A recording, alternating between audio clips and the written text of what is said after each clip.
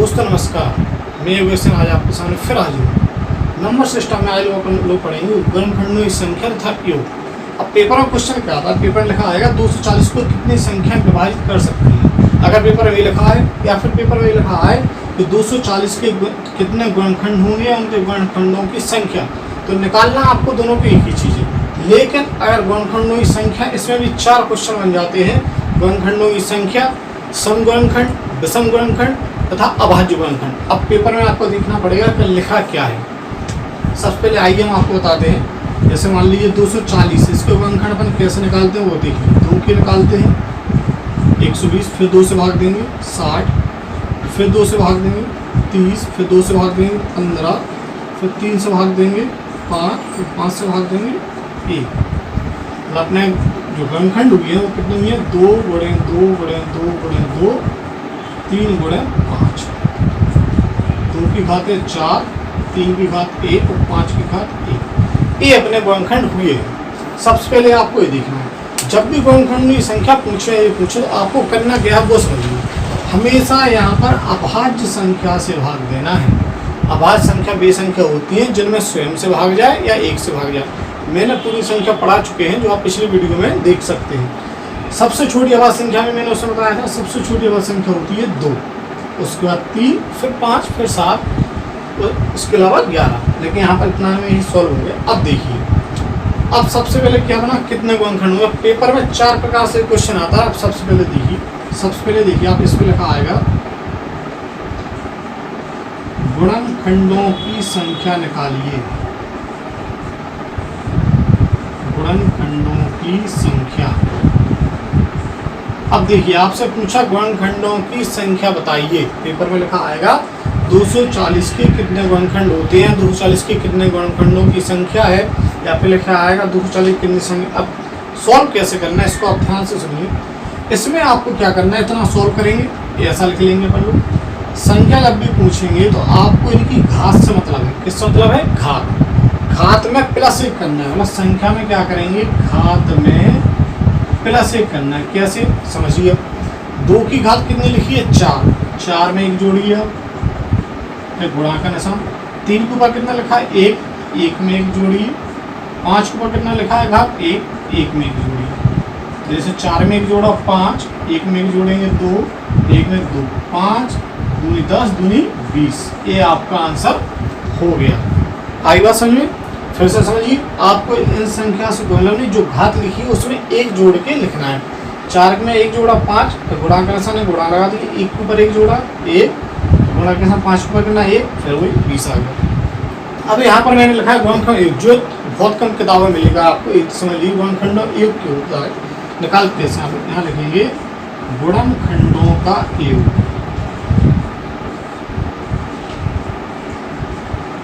योग कैसे निकालते हैं ये देखिए। 2 की पावर 4 लिखा है, इसको इस रूप में लिखना है। देखिए, 2 की पावर 0 से लिखना है, ठीक है। गुणे 3 की पावर 1 है, 3 की पावर 0 पहले, 3 की पावर 1, फिर 5 की पावर 1 है तो 5 की पावर 0 पहले, 5 की पावर 1, 5 की पावर 1। अब देखिए, 2 की पावर 0 का मान 1, 2 की पावर 2, 1 का मान 2, फिर 4, फिर 8, फिर 16।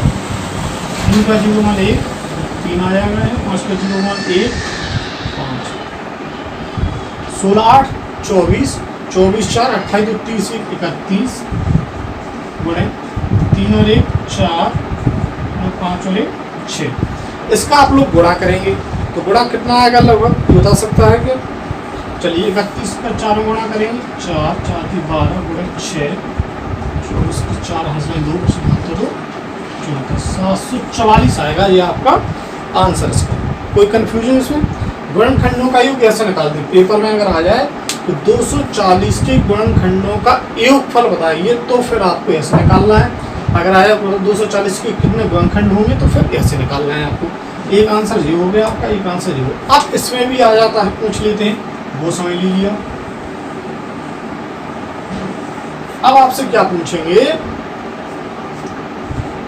सम गुणनखंडों की संख्या। एक पेपर में बहुत आता है, स्पेशली एसएससी रेलवे वगैरह में, कि समगुणनखंडों की संख्या बताइए। अब समगुणनखंडों की संख्या कैसे निकालेंगे? इसमें आप चाहे लिख सकते हैं कि सम संख्या की घात में, सम संख्या की घात में एक नहीं जोड़ते या जोड़ेंगे।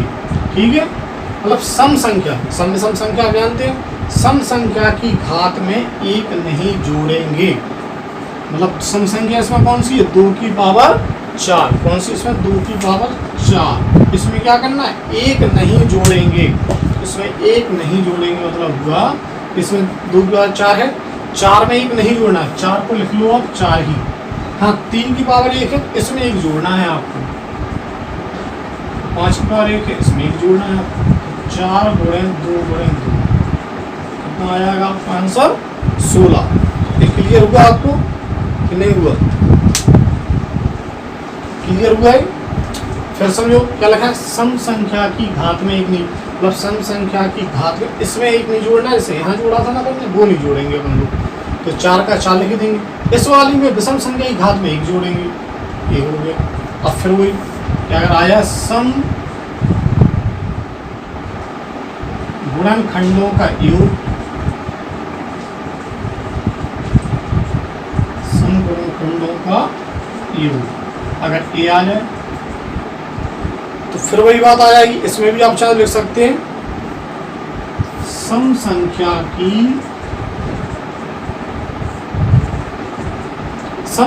की घात 0 वाली टर्म नहीं लेंगे। कौन सी टर्म नहीं लेंगे? 0 वाली। जैसे यहाँ जो रखा 2 की पावर 0, इसको आपको नहीं लेना है। अब कैसे लिखना है फिर समझिए, इसको 2 की पावर 0 छोड़ के लिखेंगे अपन। 2 की पावर 1, 2 की पावर 2, 2 की पावर 3, 2 की पावर 4, लेकिन तीनों लेना है 0 वाली टर्म। 3 की पावर 0 प्लस 3 की पावर 1 इंटू 5 की पावर 0 प्लस 5 की पावर 1। इसका मान निकाल चुके हैं। 1 कम कर दीजिए 31 में से, कितना हो जाएगा? 30। जी वही रहेगा 4 गुणे 6, तो 6 चौको 24, 24 48, 720 आ जाएगा जी आपका। कितना आ जाएगा जी आपका?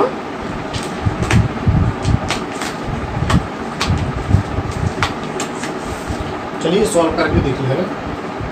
4 की 12, 120, 6 720, कितना आ गया आपका? 720। इतना क्लियर हुआ आपको? सम गुणनखंडों के सम संख्या की घात 0 वाली टर्म नहीं लेंगे। जो 0 लिखा था इसको आपको नहीं लेना है, 0 वाली टर्म को नहीं लेना है आपको। ठीक है, इसको नहीं लेना है आपको। चलिए इतना हुआ आपका। आप समझिए, आप विषम गुणनखंडों की संख्या, विषम गुणनखंडों की संख्या।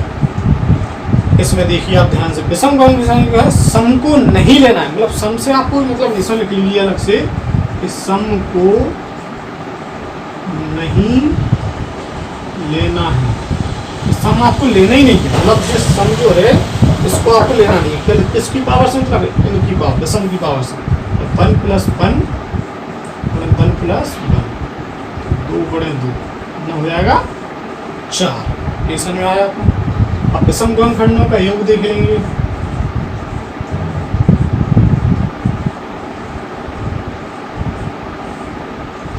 विषम गुणनखंडों का योग, विषम गुणनखंडों का योग कैसे निकालेंगे?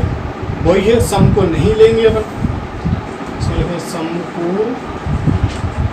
नहीं लेंगे, सम को नहीं लेंगे मतलब विषम वाली लेंगे। तो जी आ जाएगा 3 की पावर 0 प्लस 3 की पावर 1 गुणे 5 की पावर 0 प्लस 5 की पावर 1, 1 प्लस 4 गुणे 1 प्लस 5, 1 प्लस 3 आएगा, सॉरी। इसको सोल्व करेंगे तो आएगा 4 गुणे 6, 24 आएगा इसका आंसर। तो ये विषम गुणनखंडों का योग हो गया। अब सबसे लास्ट में देख लीजिए आप क्या करना है। ये क्वेश्चन पेपर में बहुत ज़्यादा आता है। अभाज्य गुणनखंडों की संख्या, इसका योग कभी पूछा जाता है, हमेशा यही पूछा जाता है, अभाज्य गुणनखंडों की संख्या बताइए।